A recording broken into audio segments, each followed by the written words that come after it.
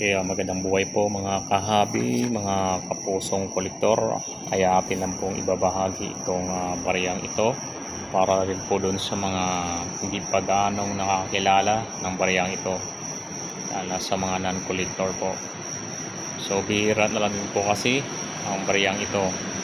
So di naman ibig sabihin na ito ay sobrang rare, kaya nga lang yung mga kolektor lang ang may mga hawak nito. Yan po.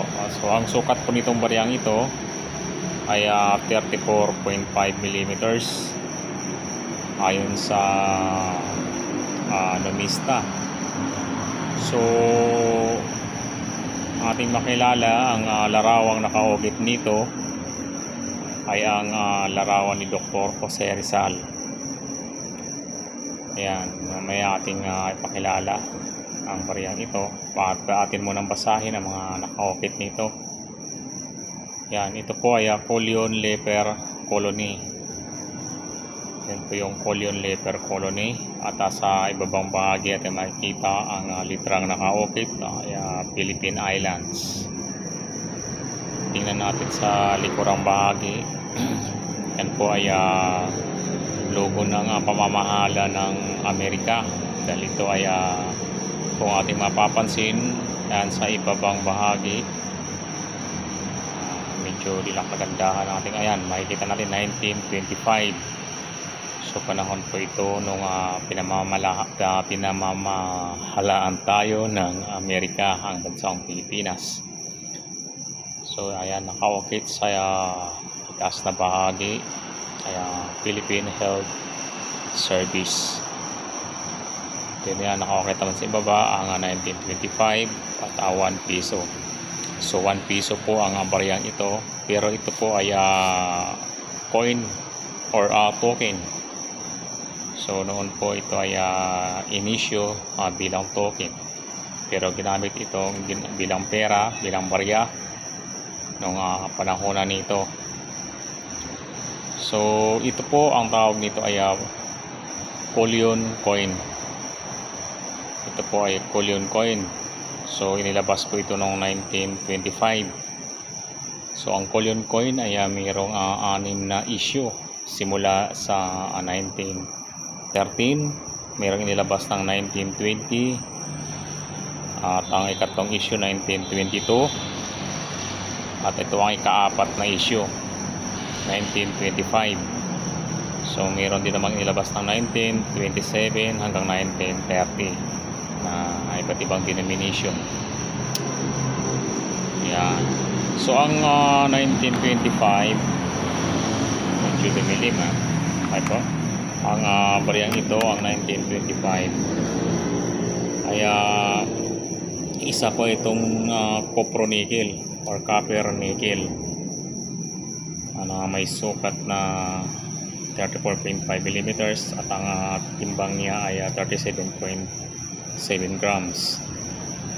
Ito po ay inilabas ng ang bariyang ito ay para lamang po sa bayan ng Collion sa Palawan, isla ng Collion sa Palawan, dahil ito ay inisyo o ng mga Amerikano para lang doon sa mga inilikas nila doon ng mga tao na may sakit na kitong, leprosy.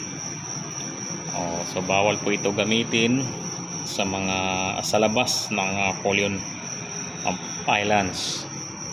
Ito ay mahigpit na ipinagbabawal dahil ang ganun din po ng mga may sakit na kitong na nailipat sa Collion, Palawan, ay hindi rin sila pwedeng gumamit ng peras ng sirkulasyon, mga karaniwang pera. Okay, so 1925 po itong bariyang ito. Yung 1913 pala at 1920 ay mga gawa lamang po yun sa aluminum. Gawa lamang mga sintabo sa piso, may gawa lamang sa aluminum. So pagdating ng ikatlong issue, yung 1922, gumawa sila ng copronickel na barya kasi pinaniwalaan nila na hindi nalilinis o hindi na naaalis ang mga mikrobyo na kumakapit sa aluminum, kaya gumawa sila nitong nickel. So para na rin po sa kalaman ng lahat, itong 1925 na 1 peso Collion coin ay ito po ang kauna-unahang barya na naiukit ang imahe ni Dr. Jose Rizal dito sa 1925 Collion coin. Ito po yung kauna-unahang barya ng Pilipinas na nakaukit ang larawan ni Dr. Jose Rizal. So may mga lumabas naman na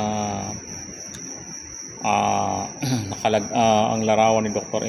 Jose Rizal, pero sa po yun, banknotes na 1903 ba yun, yung banknotes na Victory notes, hindi Victory notes yun, meron tayo nun, pero yun papel yun. Ito barya. So pangalawa nito may lumabas ulit pero hindi 1 peso noong 1927, 5 centavos ata yun, 5 centavos na Collion coin din, Collion coin 5 centavos, hindi na 1 peso dahil ito ay 1925 itong 1 peso. Ayun po.